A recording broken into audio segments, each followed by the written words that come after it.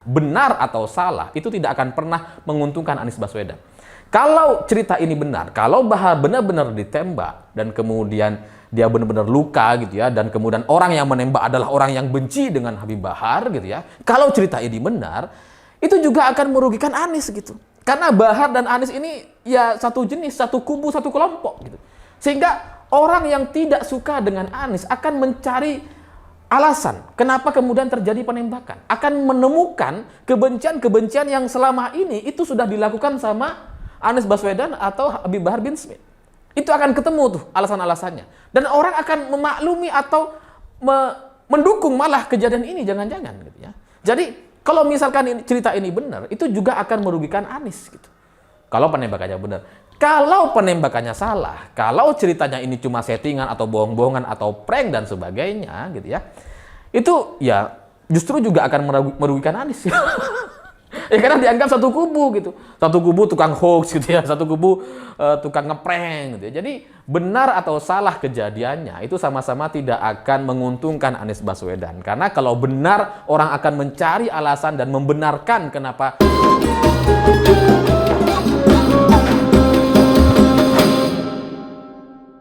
Selamat malam semuanya. Hari ini ada berita yang sangat mengagetkan kita semua, yaitu Habib Bahar bin Smith katanya ditembak oleh orang tidak dikenal. Dan terus terang bagi saya, ini awalnya meragukan karena semalam saya sudah tahu gitu ya, di banyak grup WhatsApp kelompok pemuja Bahar dan Habib Rizik, itu saya baca memang sudah banyak orang yang marah dan emosi terkait berita ini gitu, karena ini dianggap kelakuan rezim, PKI dan seterusnya gitu ya. Tapi ketika saya baca di media online itu nggak ada sama sekali gitu ya.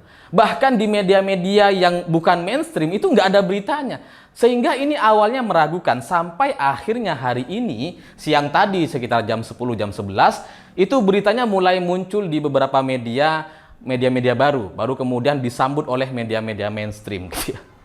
Dan terus terang bagi saya ini janggal gitu, karena kalau ngelihat dari kronologi yang beredar di banyak grup WhatsApp atau sosial media atau pernyataan dari pengacara Habib Bahar gitu ya, ini agak janggal karena kejadian penembakan terhadap Habib Bahar itu hari Jumat malam katanya, tapi beritanya hari Senin. Ini kemana ini, kok bisa Sabtu Minggu kok nggak ada berita gitu. Ya karena kejadiannya katanya jam 8 malam, lalu kemudian setelah itu seperti nggak ada cerita lagi gitu. Tapi ya katanya menurut pengacara Habib Bahar bin Smith yaitu Aziz Yanuar, katanya Aziz Yanuar itu langsung mendatangi Bahar malam itu juga gitu. Dan menurut cerita dari Aziz Yanuar gitu ya, dan kemudian saya cocokkan dengan pengakuan atau cerita versi dari kepolisian Polda Jabar gitu. Ternyata Habib Bahar ini katanya ditembak sekitar jam 8, lalu kemudian pergi ke rumah sakit untuk mendapatkan perawatan atau pertolongan pertama. Lalu setelah dari rumah sakit, Habib Bahar ini melaporkan kejadian ini ke kepolisian.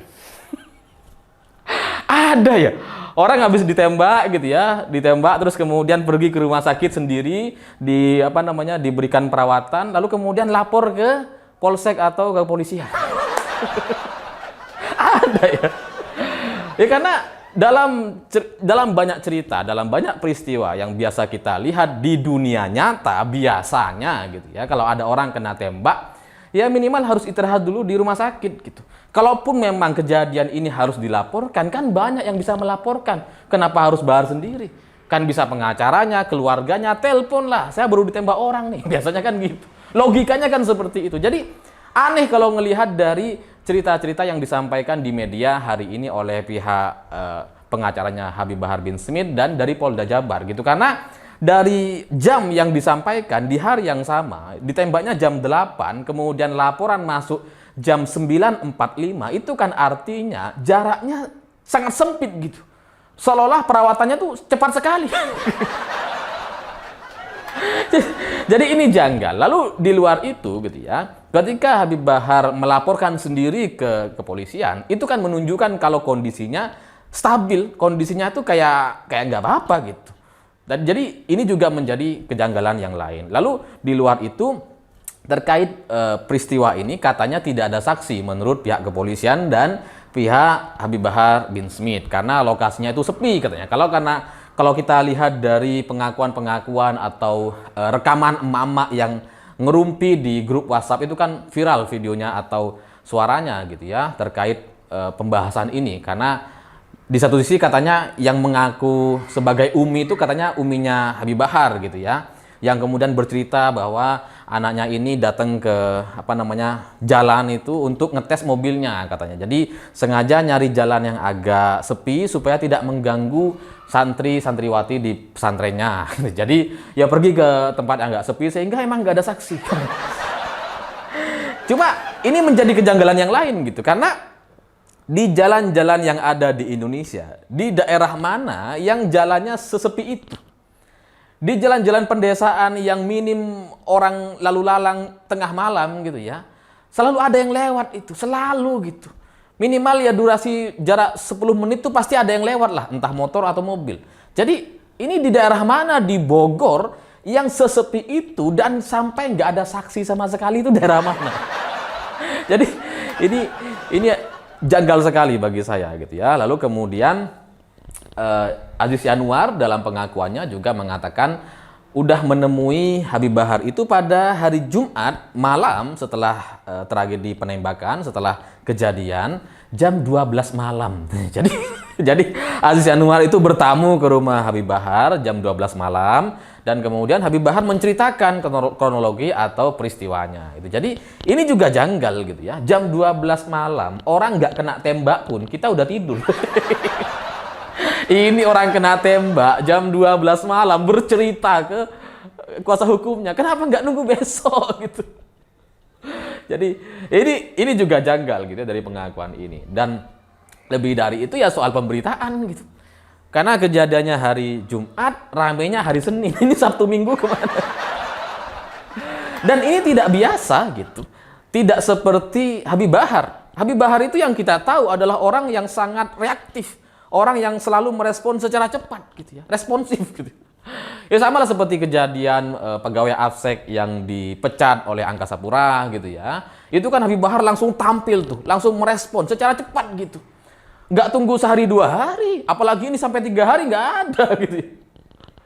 Ini sampai 3 hari sampai sekarang Habib Bahar belum muncul gitu, belum menyampaikannya secara langsung. Karena kalau kita baca narasi dan video-video yang beredar, itu nggak pernah ada pernyataan dari Habib Bahar langsung, nggak ada sama sekali.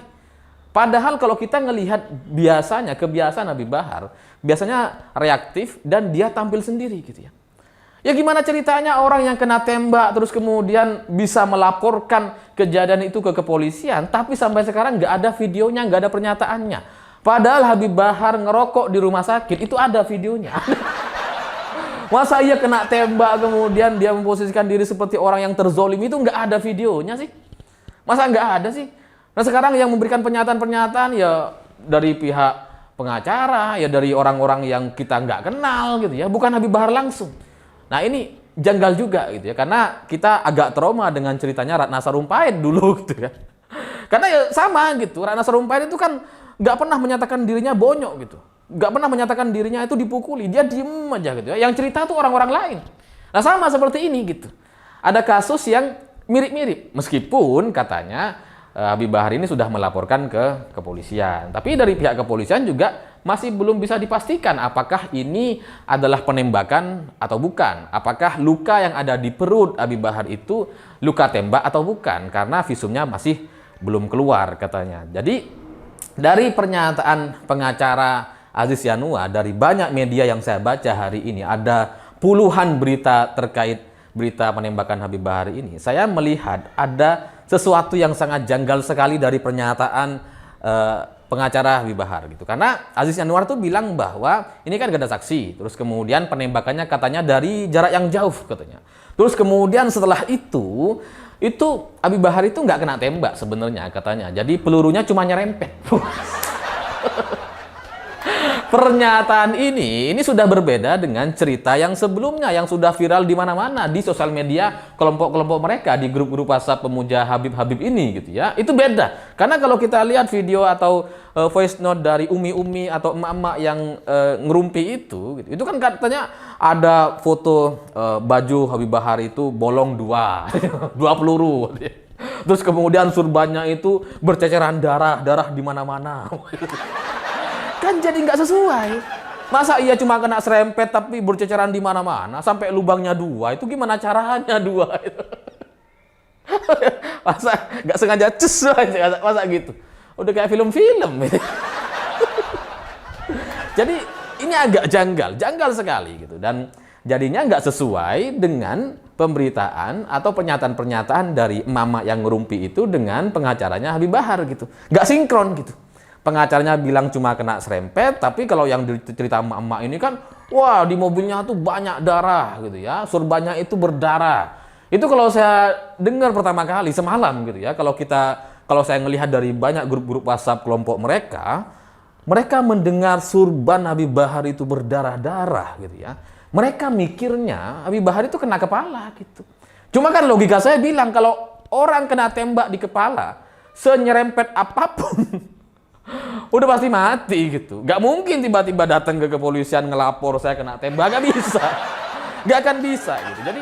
Jadi ini janggal dan aneh, sehingga dari banyaknya pertanyaan-pertanyaan atau kejanggalan-kejanggalan yang tidak bisa dijawab secara langsung sampai hari ini gitu ya. Apalagi Habib Bahar juga masih belum muncul sampai hari ini. Itu membuat banyak orang agak meragukan apa iya ini kejadian benar yang terjadi kepada Habib Bahar, terjadi penembakan dan sebagainya. Karena ya kita sekali lagi kita masih trauma dengan cerita Ratna Sarumpait gitu. Ratna Sarumpait itu kan dulu sudah kompres, sudah Prabowo sudah kompres, sudah Fadlizon, Fahri Hamzah, Amin Rais juga, Rizal Ramli. Wah, kurang apa itu gitu ya. Sudah meyakinkan sekali itu, di backing dengan sedemikian rupa. Yang menyampaikan cerita-cerita adalah orang-orang tokoh nasional di Indonesia. Tapi ternyata bohong. Jadi ya sampai sekarang ini masih janggal dan masih dipertanyakan, sehingga membuat banyak orang tidak percaya. Dan di luar itu, kejadian-kejadian seperti ini sebelumnya juga sudah pernah terjadi. Seperti misalkan Gus Idris katanya, Gus Idris itu ditembak oleh orang tidak dikenal.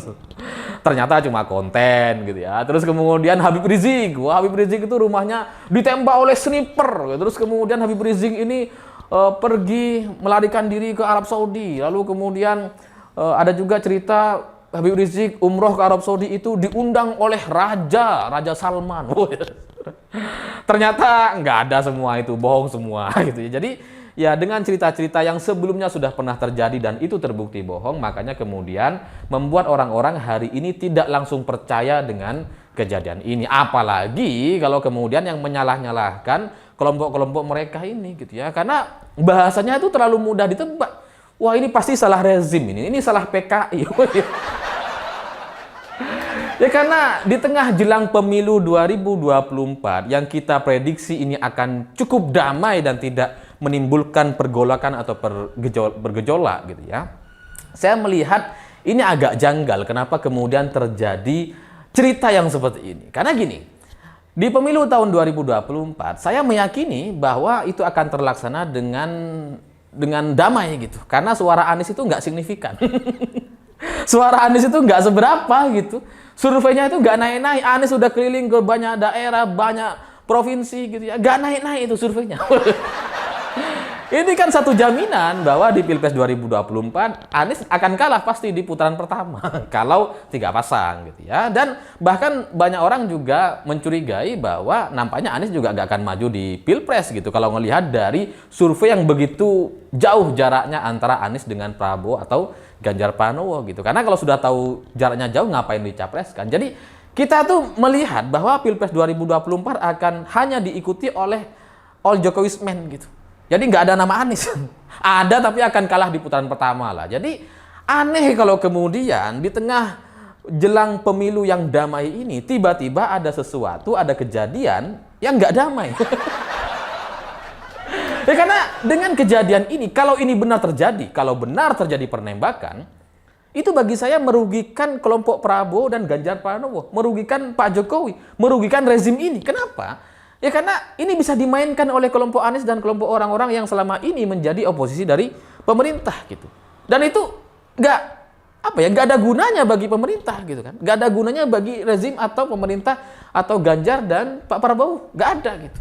Padahal pemerintahan Presiden Jokowi secara tingkat kepuasan itu kan luar biasa sekali, 82% kalau nggak salah. Jadi kalau kemudian terjadi penembakan itu akan merugikan kita semua gitu, merugikan mayoritas masyarakat Indonesia. Jadi aneh rasanya kalau kemudian tiba-tiba ada orang nggak suka dengan Bahar dan melakukan penembakan gitu. Ini untuk apa gitu? Untuk kita jelas nggak ada gunanya gitu ya. Kalau dari kelompok mereka, oh bisa juga. Atau jangan-jangan ini ya sengaja dilakukan oleh kelompok mereka sendiri dalam rangka untuk menaikkan suara Anies. Ya gimana dong? Suara Anies gak naik-naik. Keluarinlah, mainkan kartu asnya. Gitu kan. Ya karena kalau dari sisi rezim atau dari sisi pemerintah, ngapain kita nyerang Bahar gitu?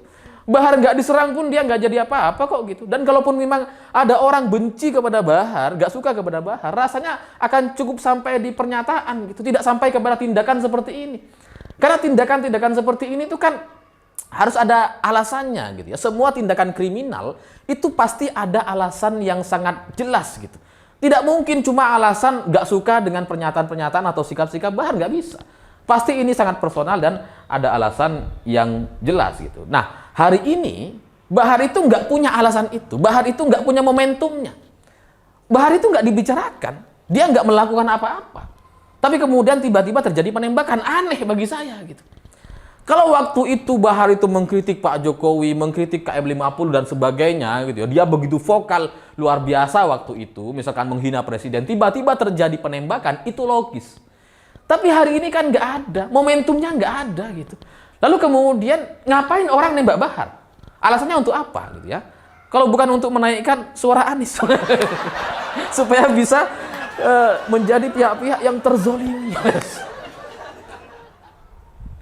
Ya tapi ya bagi saya pribadi gitu ya, kalau ada orang berpikiran seperti itu dengan cerita Bahar ditembak itu kemudian bisa menaikkan suara Anies, bagi saya itu adalah sebuah kesalahan. Karena pada akhirnya benar atau salah itu tidak akan pernah menguntungkan Anies Baswedan. Kalau cerita ini benar, kalau Bahar benar-benar ditembak dan kemudian dia benar-benar luka gitu ya, dan kemudian orang yang menembak adalah orang yang benci dengan Habib Bahar gitu ya. Kalau cerita ini benar, itu juga akan merugikan Anies gitu. Karena Bahar dan Anies ini ya satu jenis, satu kubu, satu kelompok gitu. Sehingga orang yang tidak suka dengan Anies akan mencari alasan kenapa kemudian terjadi penembakan. Akan menemukan kebencian-kebencian yang selama ini itu sudah dilakukan sama Anies Baswedan atau Habib Bahar bin Smith. Itu akan ketemu tuh alasan-alasannya. Dan orang akan memaklumi atau mendukung malah kejadian ini, jangan-jangan gitu ya. Jadi kalau misalkan cerita ini benar, itu juga akan merugikan Anies gitu. Kalau penembakannya benar. Kalau penembakannya salah, kalau ceritanya ini cuma settingan atau bohong-bohongan atau prank dan sebagainya gitu ya. Itu ya justru juga akan merugikan Anies.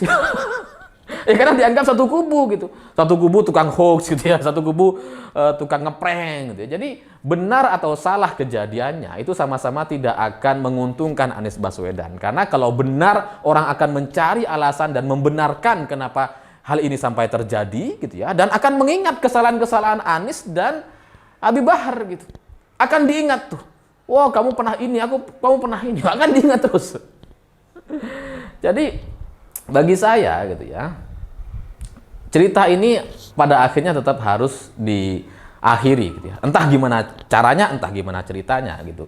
Karena kalau dalam kesimpulan saya, Habib Bahar dengan cerita dia ditembak atau katakanlah nyerempet atau apapun itu ya nggak ada gunanya bagi kelompok orang-orang yang pro pemerintah atau pro terhadap rezim ini. Nggak ada gunanya gitu ya. Habib Bahar ada, Habib Bahar nggak ada, itu kita nggak terlalu pengaruh sebenarnya. Bahwa kita sempat terganggu dengan pernyataan-pernyataannya, iya. Tapi tidak sampai kemudian berpikir untuk menghabisi atau menembakinya, nggak akan gitu ya. Jadi ya ini bagi saya harus diakhiri, entah gimana ceritanya gitu ya.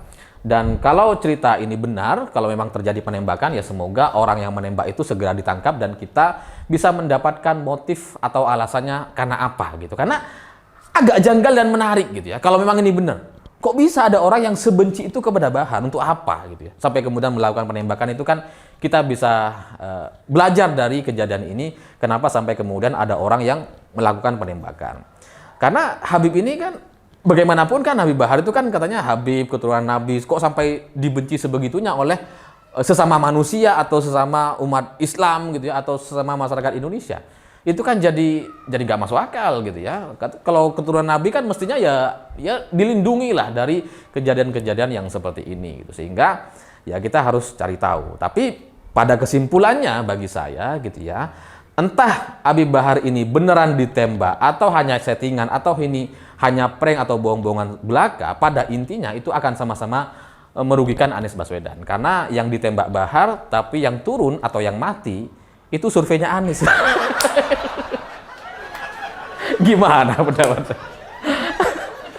Ya tapi saya tetap tidak menutup kemungkinan yang lain kalau memang ini benar gitu ya. Kita doakan agar Habib Bahar bisa segera sembuh dan bisa beraktivitas kembali. Tapi kalau ngelihat dari berita-beritanya, katanya memang sudah bisa beraktivitas, sudah normal seperti biasa katanya. Bahkan malam ketika kejadian itu Habib Bahar sudah bisa menjawab atau merespon. Jadi kayaknya memang tidak ada yang perlu kita khawatirkan. Saya pikir itu. Terima kasih sudah menonton. Begitulah kura-kura.